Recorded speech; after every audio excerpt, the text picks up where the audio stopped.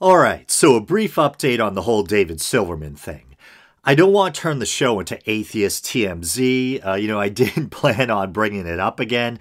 But then Dusty made such a hard turn, I felt like the responsible thing was to do a follow-up. So many of you are probably familiar with Dusty Smith, old school atheist YouTuber. He has a penchant for controversy or controversy. To quote my friends on the other side of the pond, and getting into online feuds.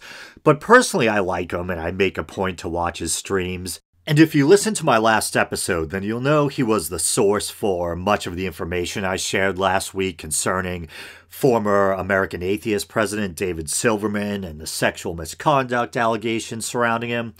Dusty's take seemed to pretty much be the same as mine. It was wrong for him to behave the way he did while representing American atheists, the conduct in question having occurred at conferences or events. But if the encounters truly were consensual, then more power to him, so to speak. He didn't deserve to be made into a pariah. But there was something Dusty left out that probably would have affected my stance on the matter.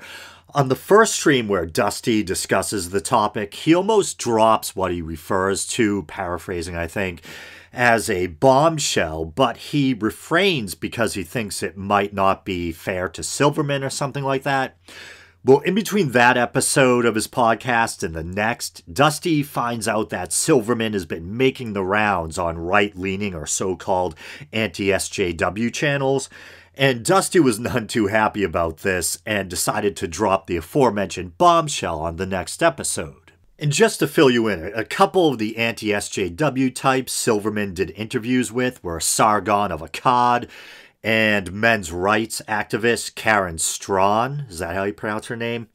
Out of curiosity, I actually went back and watched both interviews in their entirety.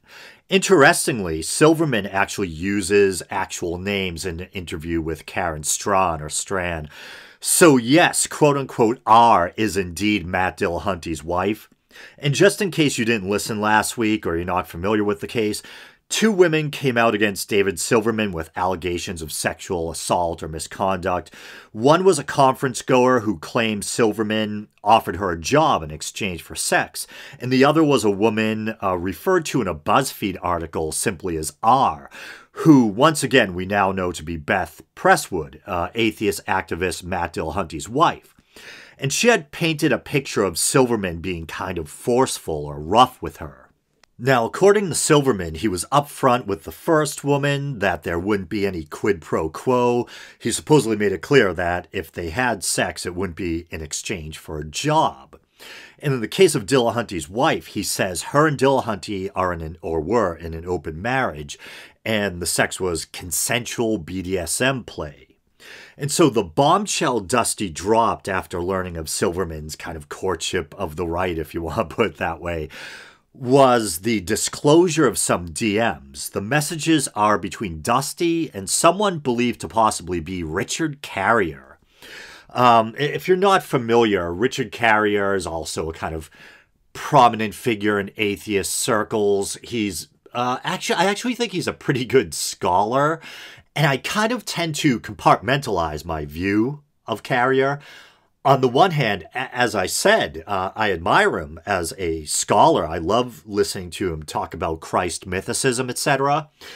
But Carrier, the human being, the way he conducts himself socially, that's another matter.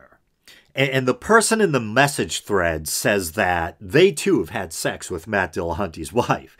And in their words, that she was a freak and they were quote-unquote down for anything. But they also say that Silverman himself supposedly gloated to them that he had ignored safe words.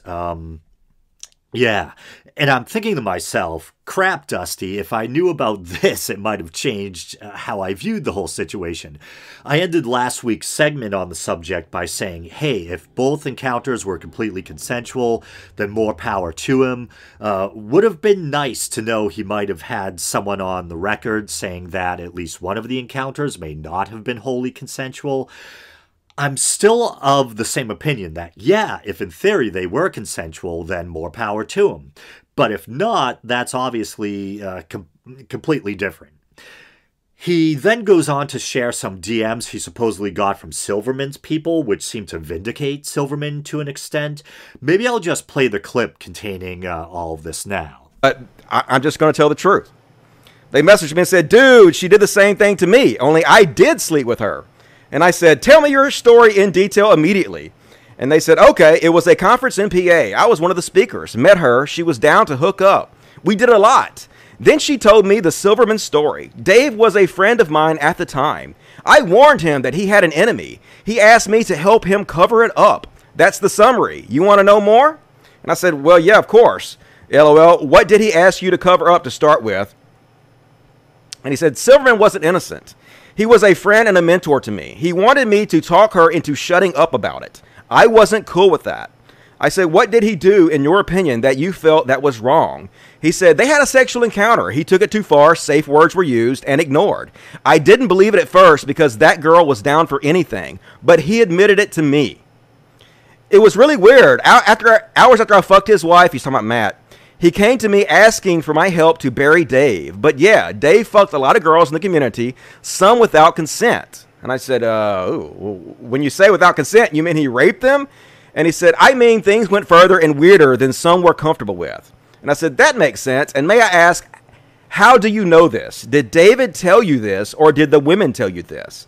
And he said, David told me this, after Beth had. A few others told me the same. When Beth told me her story, I asked around, heard the same story from others. And I asked, and can you tell me exactly what Beth told you? And he said, exactly no. It was years ago. And I said, LOL, understood. Can you tell me the gist of it? And he said, but what I can remember, they engaged, she got uncomfortable and asked to stop. He refused. And he verified this to you? Yup. Dude fucking gloated about it.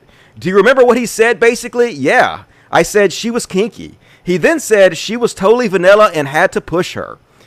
And I asked, did he specifically say she said her safe word? And he continued, if you can remember. I think so, yeah. So that was, there were other things that were said to me by this guy, but that was, obviously the really explosive shit that he said to me. Now, I don't get the sense that this guy's lying, but at the same time, I don't know. He could be. It's possible.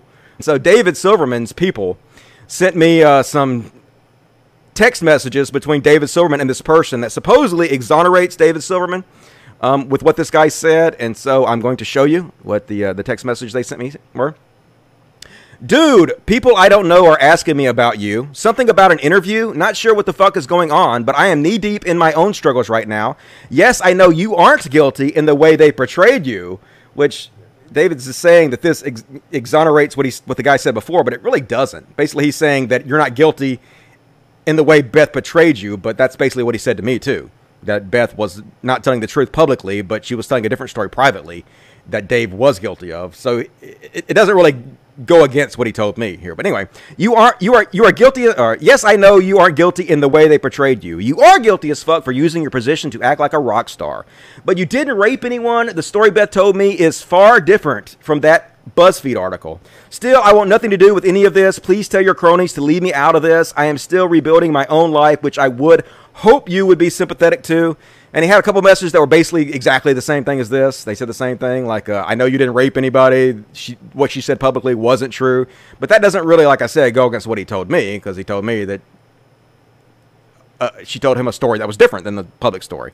So I just wanted to get that off my chest, folks. I did not want to sit on this information while Dave goes out there and pretends like the left threw him under the bus and he was completely fucking innocent about everything. I don't know, but people who are inside, people who were there, told me that he told them and she told them a different story, and I felt morally obligated to share that with you, and I have done so.